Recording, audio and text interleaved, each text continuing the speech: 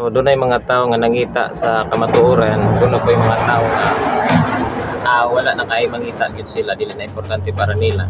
So kini siya nga video atong gi-design ni atong mga tao nga nangita pa sa kamatuoran. So asa man ang tinuod nga relihiyon or tinuod nga gobyerno. So ang uban maglibog kung asa. So dili na nimo masabtan siya kung asa ang tinuod kung dili ka makasabot ni anang nagkalain-lain ka mga mindset or panggobernuhan sa Dios. Okay, so doon na may mga Diyos nga lower manifestation, doon na po'y Diyos nga higher manifestation. Okay, so atong sabton karon ang nagkalain-lain nga mindset. So diri sa ubos, ang atong i-take up last meeting mao kini siya ang anarchy or atheism. Ang mga anarchy o atheism, mga walay Diyos, walay sistema niya sila sa pinakaubos. Itong mga tao nga dili mo tuo sa Dios. Diri sa unang langit or first heaven ni Aderesi, serpent system. Okay, ang serpent system ang mga reptilian, mga beast, mga halimaw nga mga gobyerno niya sila sa first heaven system. Okay, second heaven system mao kini siya ang mga relihiyoso nga mga tao. Okay, ang usa ka relihiyon gipakasama na siya sa Dios sa usa ka babay. So for example, kanang Katoliko, born again, Islam, Baptist, Seventh-day Adventist, Mormons, Iglesia ni Cristo, Dating Daan.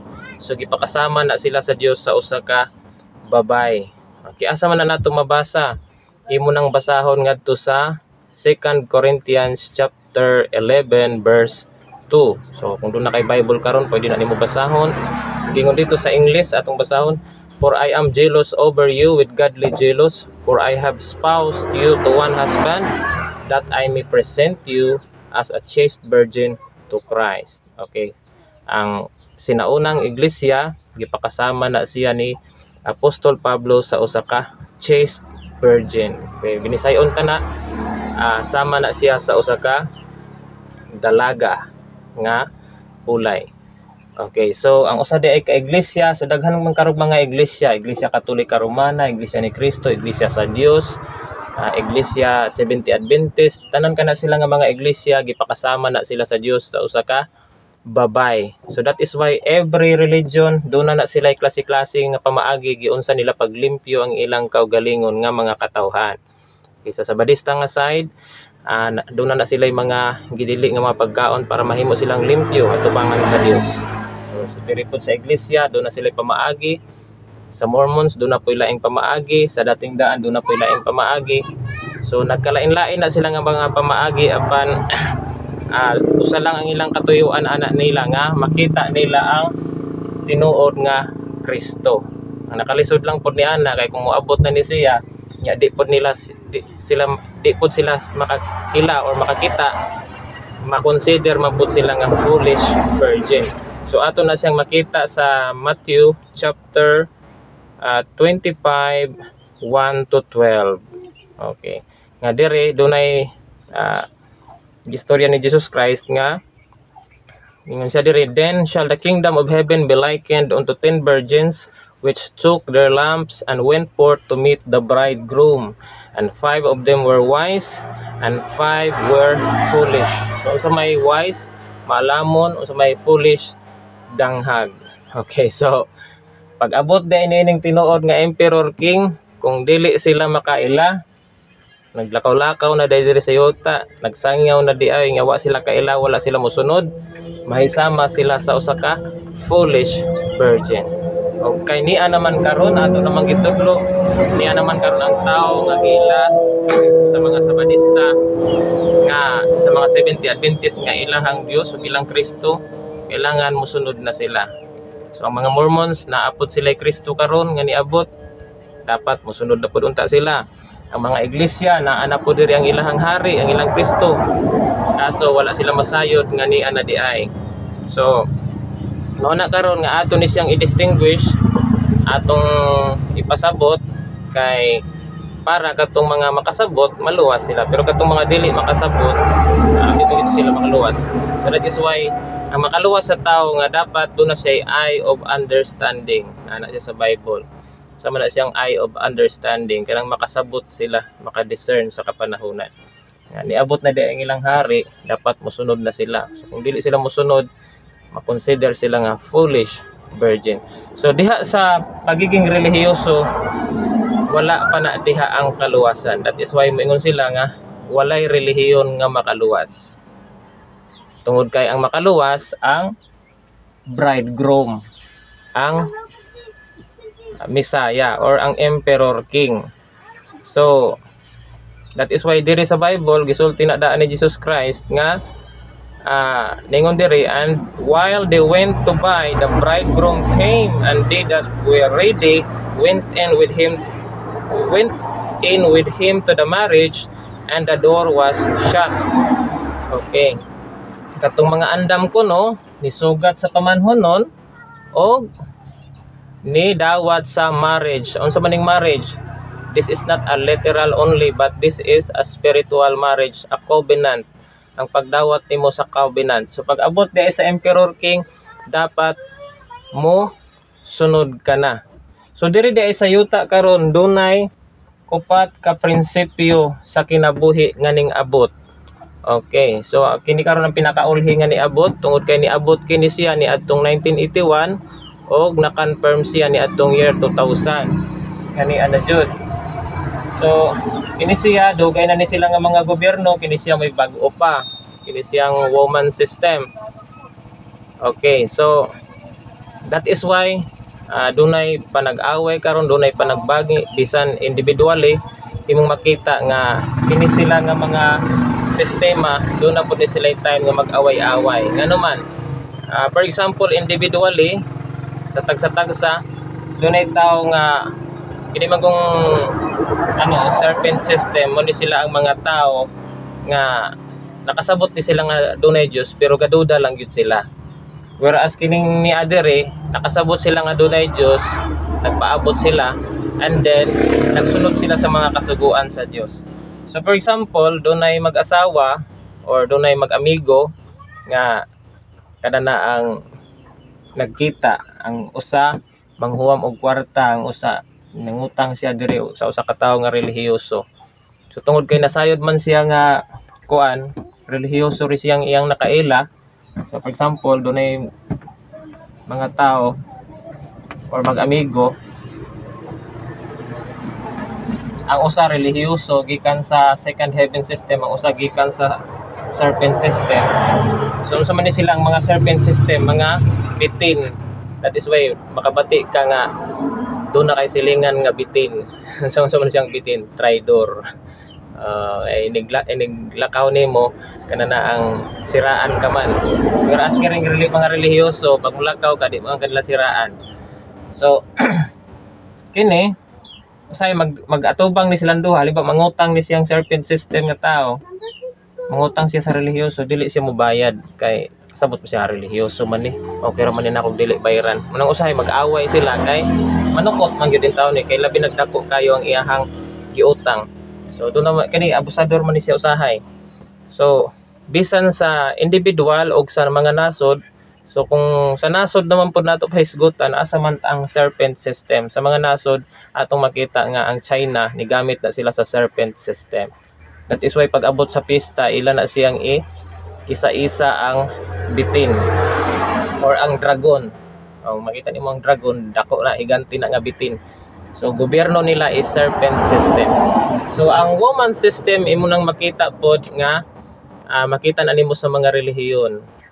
And then doon naman na siya political pod. Ang political, so for example, ang USA, migamit na sila sa woman system.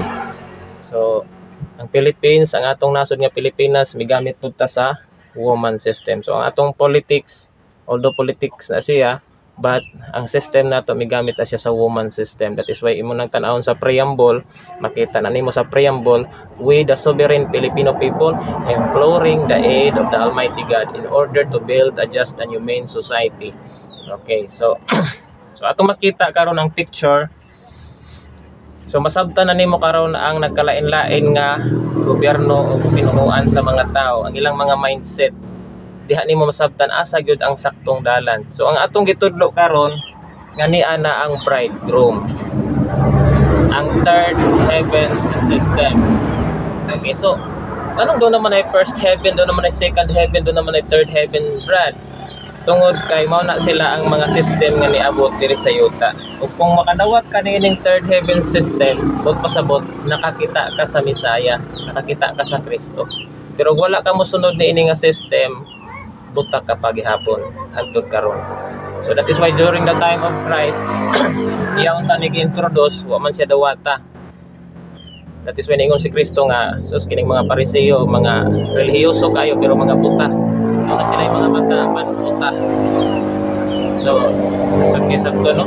Kung atong gisgutan karon kini, ang uban makita sa to ang i-illustrate sa mga drawing, mga bati man ang mga drawing. Pero kung kamaw ka mo sabot, perting nindota ana nga mga drawing. So katong mga hinay in town kayo og pagsabot, hinay kayo og antena sa ilahang kuan. So ato ko nang sabton tungod kay individually gitagaan man ta sa Dios og magkalain-lain nga mga kananaang pagsabot. Pero katong mga gitagaan sa Dios og taas kay nga pagsabot, unta makasabot sila. Sila gyud ang expected unta nga makasabot niini. Pero doon na may mga tao nga makasabot apan dili sila mohatag og aksyon. So karon atong makita doon ay mga tao nga mga walay Diyos, doon na po gamit og serpent system. Ang serpent system dili na nato mahukom tungod kay doon na siya positive, doon ay negative. The same ang babae, doon na po positive, doon ay negative. Okay, so that is why dito gisulti ni Jesus Christ nga ang relihiyon nga dili mo dawat sa bridegroom, dili na siya maluwas. So di na pwede nga mingon ka nga ang iglesia ragay maluwas or ang LDS ragay maluwas or ang dating daan ragay maluwas kay kana silang tanan nagpaabot na sila sa ilang Kristo. O kung dili na sila musakay, musunod sa ilang Kristo, di na sila maluwas. Imo nang mabasa diri sa Matthew chapter 25 verse 11 and 12. Afterward came also other virgins gani babae, relihiyosong tao, saying, Lord, Lord, open to us. But he answered and said, Verily I say unto you, I know you not. Okay, so kung naa ka lang sa imong relihiyon, dili ka mo dawat og covenant ngari sa hari, sa emperor king, ay dili ka maluwas. I know you not, matud pang Kristo. So basahagin ng Matthew 25 para makasabot ka. So katong mga dindawat sa covenant, mao ni silang makonsider nato og bride of Christ. Usa man ang bride, pangasaw-unon.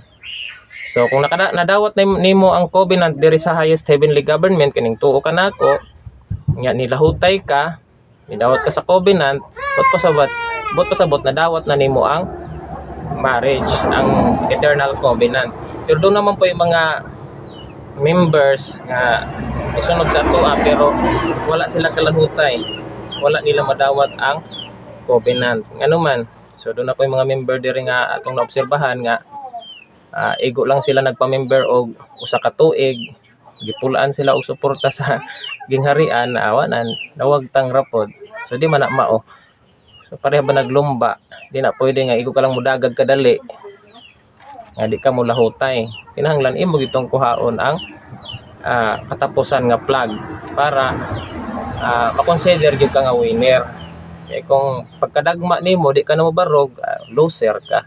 So makonsider ka lang gihapon nga foolish virgin. So nang foolish virgin, danghag lang gihapon. So ang maluwas katong midawat karon sa emperor king. So ato naman ang gitudlo.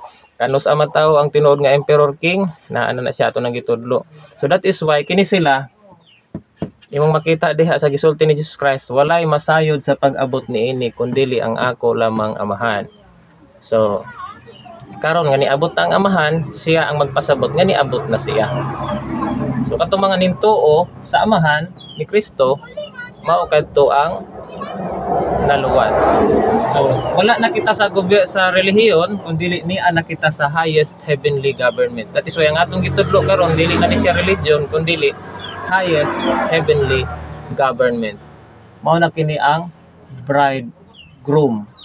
Okay, mao kini siya ang bride. Ang mga tao nga gikan diri sa relihiyon ginintuo sa ato ma-consider sila nga bride of Christ. That is why imo nang makita sa Revelation chapter 21. Diha sa Revelation makita nimo ang babay. Ingon diri, and I, John, saw the holy city, the new Jerusalem, coming down from God out of heaven, prepared as a bride adorned for her husband. Okay.